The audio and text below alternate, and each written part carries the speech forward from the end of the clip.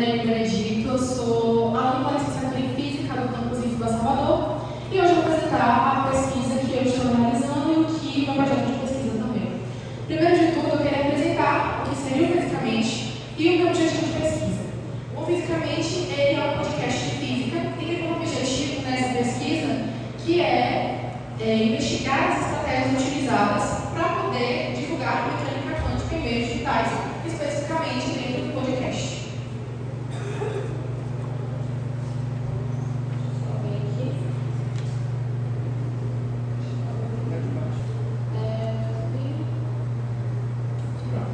Primeiro de tudo, a pesquisa ela vai se fundamentar em algumas bases.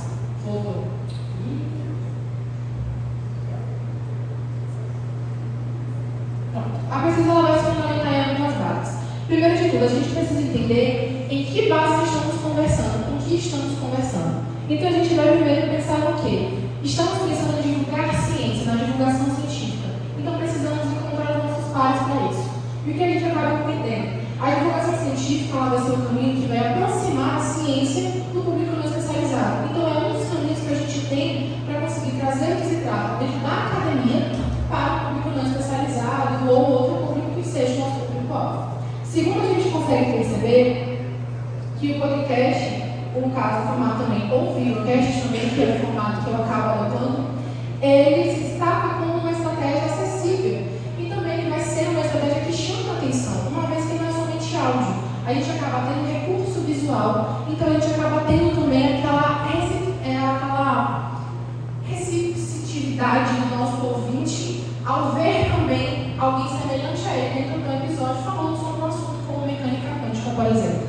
E o último, o podcast Fisicamente, ele acaba exemplificando a sua proposta ao priorizar a preferência de trazer especialistas das próprias áreas para poder também manter o rigor acadêmico dentro dos episódios.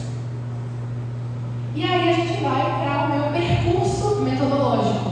O meu percurso metodológico ele nasce em 2024, quando eu ingresso aqui no IFBA, onde eu vou, dentro da matéria de introdução à física, criar um portfólio onde eu contexto todos os assuntos ministrados pelo saudoso professor Justin Reinfeldt. Só que dentro dessa mesma parte, a gente vê o seguinte: o podcast demonstra um poder, não só um poder, mas uma expectativa e uma visão que pode ser muito além somente do portfólio, somente material para uma disciplina. A gente pode transformar ele em uma ferramenta, um produto para a divulgação científica da mecânica quântica. E aí, a partir do momento que nós aprendemos o professor Rafael me adota como orientanda, e nós começamos a produzir e passamos por uma reestruturação. Qual seria essa reestruturação? Uma vez que o podcast ele tem somente o áudio e ele é baseado naquilo que foi passado dentro da disciplina, a gente acaba tendo uma nova perspectiva de vamos fazer uma trilogia, vamos caminhar para que a gente consiga vir desde a base da mecânica quântica até assuntos um pouco mais complexos que demandam mais tempo e uma certa fundamentação. Então a gente passa por uma reestruturação no formato e na temática, o formato que era somente áudio, passa a ser um formato de vídeo e áudio, no caso do videocast, e ele é implementado, integrado à quarta semana quântica, semana anterior a essa, e é onde a pesquisa vai totalmente cortada. Em 2025, há uma produção em massa, então a gente passa a produzir muitos episódios durante o ano, então desde o início de fevereiro até dezembro a gente tem uma quantidade de episódios durante todo o ano. Fora isso também a gente vai optar pela divulgação não somente no Spotify, mas em duas plataformas distintas, uma vez que a gente vê que existe uma oportunidade para se divulgar em mais de um lugar. E aí a gente vai ter a divulgação da mecânica quântica, tanto no YouTube quanto no Spotify, com conteúdos produzidos no contexto de pesquisa. Então a gente vai fazer o quê? Todos os episódios eles são pensados, idealizados nesse mesmo processo de vamos construir uma linha de pensamento. Então todos os episódios eles vão conter, vão estar com o pesquisador, a gente adota a abordagem de vamos convidar especialistas da área para manter esse rigor acadêmico. Uma vez que somente uma estudante da licenciatura como eu não poderia trazer esse rigor total para uma fundamentação, então trazemos professores que já estejam atuando na área ou que já tenham trabalhos nessa área para poder falar dessa mesma temática. E a partir disso a gente começa a pensar em como transformar esse produto em pesquisa, como transformar todos esses episódios que acaba adotando uma abordagem tratativa de caráter emergente, porque quando começou a ser produzido, não existia, pelo menos em mim, não tinha esse pensamento de como eu vou transformar todo esse material que eu estou produzindo em uma pesquisa. Como eu vou pegar esse produto e tornar uma pesquisa. Então, as minhas categorias são tornadas como categorias emergentes, porque surgem após o realizar do produto, adotando a metodologia de Bardan, que é análise de conteúdo. Agora, em 2026, a gente vai ter análise estruturada, a gente vai analisar o que foi produzido, e são categorizados dois grandes eixos da pesquisa. O primeiro eixo, ele é pensado em como a gente trabalhou todos esses conceitos sem formalismo matemático. Porque é muito complicado a gente falar sobre mecânica quântica sem trazer base na matemática. Muitos aqui, a maioria, são físicos e vão entender. Não tem como você falar sobre alguns temas sem você trabalhar a matemática por trás dela e fundamentar para aquelas pessoas o porquê, como e o que aconteceu para ser o que é. Então, a gente vai ter o primeiro desafio, que é a parte conceitual, onde eu vou analisar cada episódio, como ele se classifica para poder haver essa construção, e o segundo, que é a mediação científica com participação de especialistas, onde eu vou analisar como o meu convidado conduziu esse mesmo assunto. Um exemplo, os episódios eles têm uma estrutura base. Então, normalmente eu trago perguntas antes já feitas, já imaginadas como eu quero guiar o episódio, e a partir da conversa, que adota um estilo conversacional, como eu vou adotando, eu vou vendo o que o meu convidado vai dizendo e eu vou colocando algumas coisas novas. Por exemplo, episódios em que o meu convidado traz um ponto que chamava para um outro, eu usava aquele ponto para poder trazê-lo e fazer uma nova pergunta, continuar dando continuidade a partir do que o meu convidado trazia.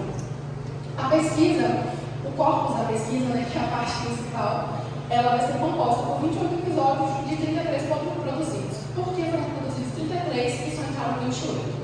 Durante o processo de confecção dos episódios, eu acabei ficando sem técnico e eu tive que produzir os álbuns sozinho. Então, um processo de aprendizado de como conduzir câmera, microfone, o OBS, enfim, maquinário por trás dos episódios, aí que acabou tendo problemas técnicos. E alguns desses problemas fizeram com que a gente tivesse essa perda de episódios, porque eu não sabia mexer no OBS, na câmera, no áudio.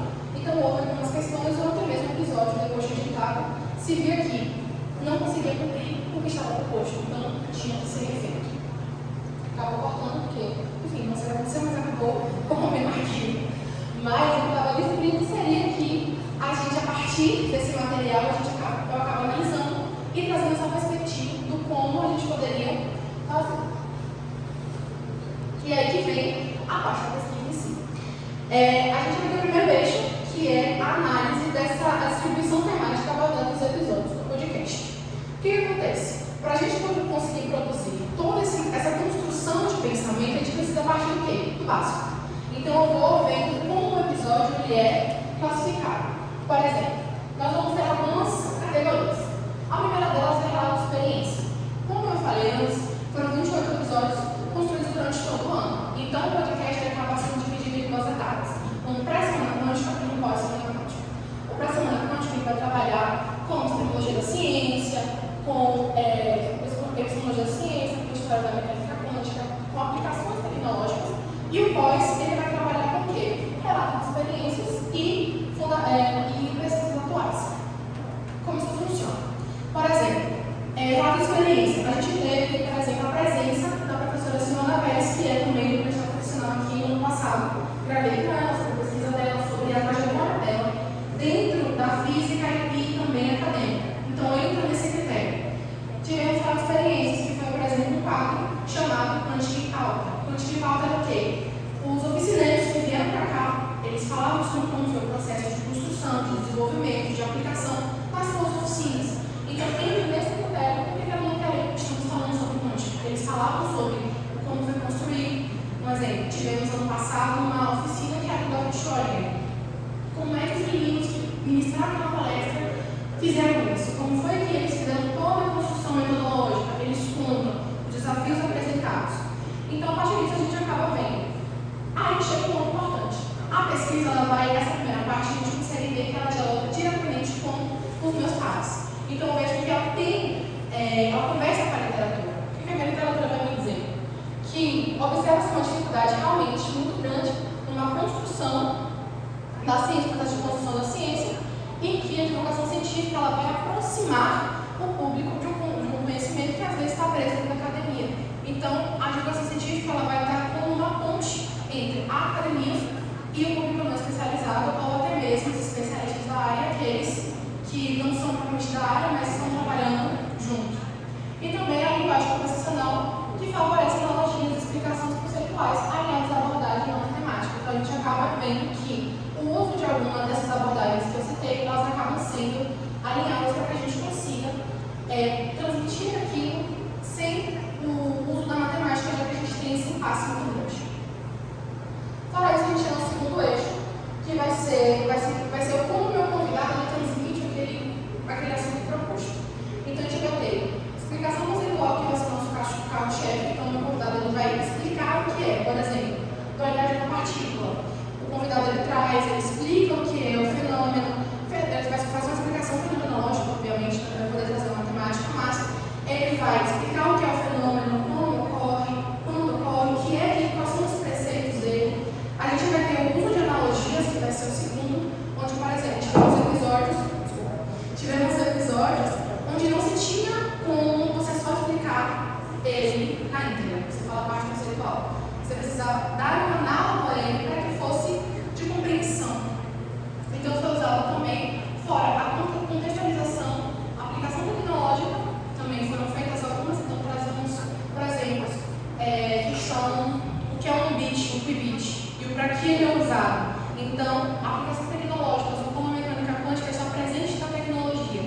E para outras experiências, a gente teve uma grande parte onde eles explicavam a sua trajetória e a partir disso contextualizavam como assunto que estavam trabalhando.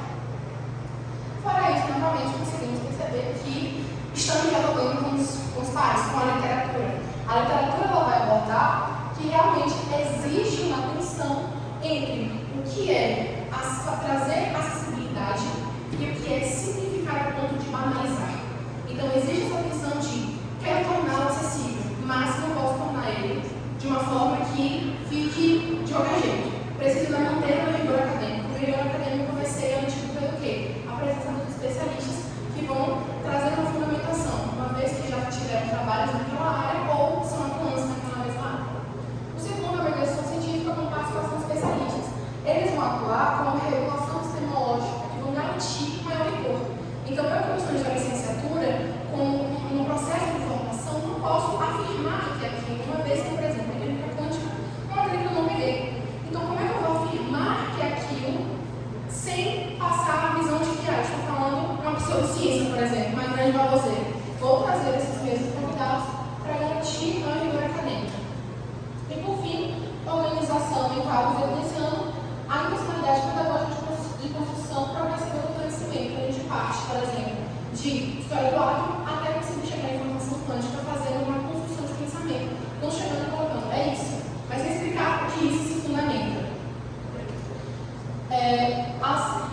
A síntese da análise vai dizer que existem tensões, principalmente vinculadas ao formalismo matemático, uma vez que é uma área que busca muita matemática, vão ser as estratégias de analogias com foco na fundamentação também vai ser. Faço ideia, gente.